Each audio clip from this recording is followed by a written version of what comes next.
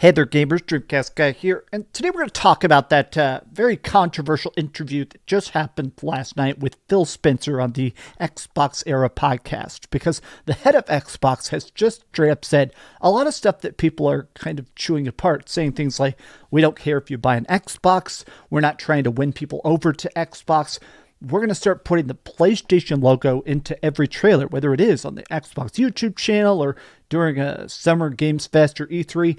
We just want you to buy games.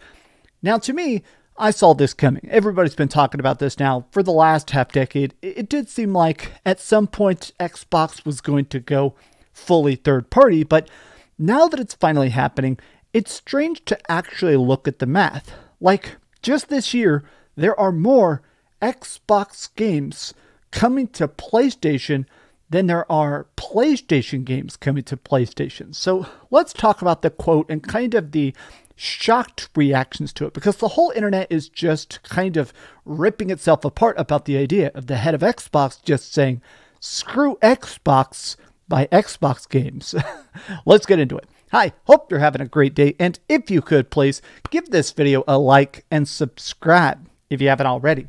Now, the quotes are very, very long, but essentially what he said is that he feels like the bad messaging isn't don't buy an Xbox. He says the problem was that even since June of last year, during their incredibly popular Xbox showcase they did, he said, our plan was always to put PlayStation logos in the showcases. We wanted to do it, but the assets weren't done. The timing wasn't fully properly done, but at this point, we just want to make sure there isn't confusion about our products. We want to be fully transparent. If it's coming to Nintendo Switch or Switch 2, we'll just say, hey, put in the trailer, let them buy it. Oh, it's coming to Steam, it's coming to PlayStation.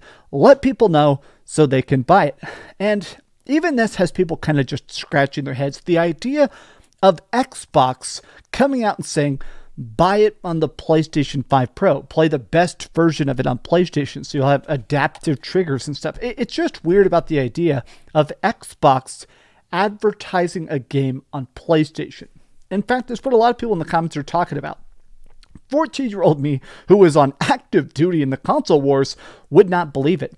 Tell me during the PlayStation 3 era that in 18 years this was a thing, and I'd throw my half-drank can of Monster at you. And a lot of people are talking about this. I really want to know what happened internally for them to 180 on this, to go from exclusive initiative to this. How many studios did they buy when somebody at the top of Xbox said, this is too much, we are now third party? And a lot of people are talking about this. Game Pass and spending $80 billion on acquisitions. Game Pass decimated their software sales since they conditioned Xbox players not to buy anything. Why would they buy anything when everything is available day one on Game Pass? I do 100% think, and I've talked about this in multiple videos now, that Game Pass has, in a way, kind of shot them in the foot, because the goal was always to have slow, steady growth. You know, constantly getting subscribers, constantly have extra growth. If the Game Pass numbers were always growing, even 5% a year, 7%, 3%, as long as it kept going up, it was like, okay, we have this snowball that will eventually break to the profitable region. But now they're at a spot where it's like, okay, we spent $100 billion on acquisitions, counting stuff like Activision Blizzard, counting Bethesda. All these buyouts were good, but none of these have really skyrocketed the Game Pass numbers. Like, consider Call of Duty. Call of Duty went day one to Game Pass. They increased the price of Game Pass. Nobody did. Everybody was like, I'll still just buy it. And I think this is when the people at the top of Xbox, including Phil Spencer, just said, all right, we have to sell these games. We have to sell these games. Game Pass is not working. We'd rather get $70 from someplace else. In fact, he straight up said this. Okay, we're not trying to move PlayStation. This is psycho. I'm sorry. Phil Spencer, we're not trying to move PlayStation and Nintendo players over to Xbox anymore. That is so defeated. It sounds so bizarre that it's an actual quote. Let's just allow more people to play games. And yes, the 70% we make on games on other platforms is helpful to us. Now, people have been thinking about this a lot, which is that whenever you sell a game on another platform, if you take something and you put it on Xbox or PlayStation or Steam or Nintendo, when it sells, the platform holder takes a 30% cut. So, Avowed, currently it's an Xbox exclusive. It's probably coming to PlayStation at one point. If you bought the $100 special edition of that on PlayStation, they would get $70 for it. PlayStation gets $30. And they're like, we would rather have that money than not have that money. Now, I've noticed people making these things as this. Colin Moriarty just published this 25-minute video, literally right as I started filming this, and I watched part of this, and it's really great. And it's basically just about how Xbox's plan was always to buy their way to the top, to own the most studios, the most talented developers, people like Obsidian, and basically go, okay, how much can we spend to see active growth? If we buy 10 studios, do our sales go up 10%? If we buy 20 studios, do our sales go up 40%? And they realized, oh man, it's not working. The buys, the acquisitions, the talent that we have isn't really reflecting itself in numbers. We're still just going deeper and deeper in the red. Xbox is now a third-party publisher, the biggest on PlayStation. Still bizarre to think about, Xbox is selling more games on PlayStation than PlayStation. What a timeline. How did this happen? It's simple. Microsoft flew too soon to the sun. Buying Activision Blizzard destroyed its exclusives ecosystem. Now it'll rely on Sony to drive future revenue forevermore. Crazy stuff. And he makes the analogy of Icarus, making the wax wings and flying too close to the sun. And I think this is a great analogy. Obviously, Colin Moriarty is a very well-spoken, well-written individual.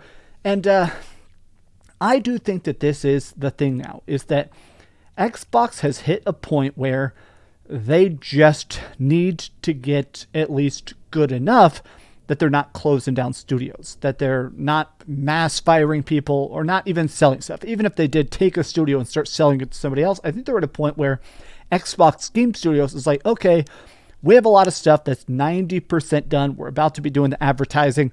We don't want to just sell 1% on Game Pass. We want 99% everywhere else. Oh, God. It was a great run for Xbox. At least the Xbox 360 was amazing. Excellent idea. Some clarity to make what are becoming financial choices welcome. Well, as long as it's consumer friendly, we have no complaints. It's interesting that a lot of people are like, oh, okay, well, a lot of people are making cuck memes as well. But it's interesting that stuff like this. So like any other third-party publisher, at least he's saying it now rather than trying to take the Band-Aid off slowly.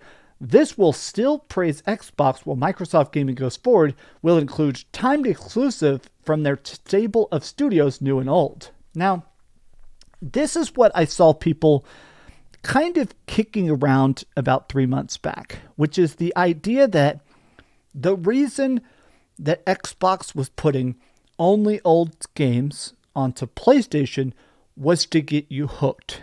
I'm not going to claim a lot of people are saying this, but it was something I saw kind of going around on Team Green, is people saying, okay, if you give people an old Forza, or you give people an old Gears of War, you give people these older games, then when the next game comes out, they'll want to buy it on PC. They'll want to subscribe to Game Pass. They'll want to get an Xbox Series S. They'll want to be there day and date so they don't have to wait 6 months for that next exclusive, right? So it seems like that wasn't the strategy whatsoever. It sounds like they basically just internally last year decided every game needs to come to PlayStation 5. And now they've kind of just been working on those ports, working on that development, working on, okay, how do we make this actually happen? Like, look at this. Microsoft is releasing more games on PS5 this year than Sony. Forza, Indiana Jones, which is fantastic. The new Doom looks fantastic. Outer Worlds 2 looks fantastic. Ninja Gaiden 4 looks fantastic. Death Stranding, Ghost of Yotei, Lost Soulside, Days Gone Remastered. I don't think that even counts. MLB The Show, Midnight Murder Club. Look, man, I'm going to be a hater. This doesn't feel like a game. This doesn't feel like a game. I feel like it's crazy to me that Xbox is making so many really, really good games on PlayStation. And I think this is the reason why. PlayStation just had the most players ever in December. 129 million people logged into PlayStation during that month, an increase of 5% year over year. 129 million players. Now, you could say, okay, some of those people are playing free-to-play stuff. Some of those people may be playing on a PlayStation Vita. The point is the fact that the PlayStation ecosystem is so freaking dominant. I feel like I'm coming to a spot where I'm curious to see what the next generation looks like. It's probably not coming out for 3 or 4 more years, but at this point, I'm kind of hoping that we have the PlayStation for a bit, the PS5. I feel like with Xbox kind of bowing out and now just being very, very big, in my opinion, actually surprisingly good in certain aspects, third-party developer, I'm curious to see what happens if the PlayStation 5 just hangs out for 10 years. What if it's a console generation as long as the PlayStation 3 or the Xbox 360? I feel like graphics are not going to be making another big leap. I feel like maybe I'm in less of a hurry. And with Xbox not exactly chomping at the bit to rush out more very expensive hardware that, let's face it, nobody is going to buy, I'm kind of curious what would happen if we had the PS5 for 10 years. If Sony just kept making them cheaper and cheaper and cheaper, making more and more budget models, get a PlayStation 5 down to the cost of $200 or something like that, something psycho. Would we see them hit 150 million players, 200 million players? Would this become the dominant ecosystem? And in a weird way, Xbox becomes more profitable than they've ever been by riding on these coattails? I guess we'll find out. But how do you feel about it? How do you feel about, well, Phil Spencer just straight up saying, yeah, we're happy to sell whatever we can, wherever we can, even if the Xbox is on fire?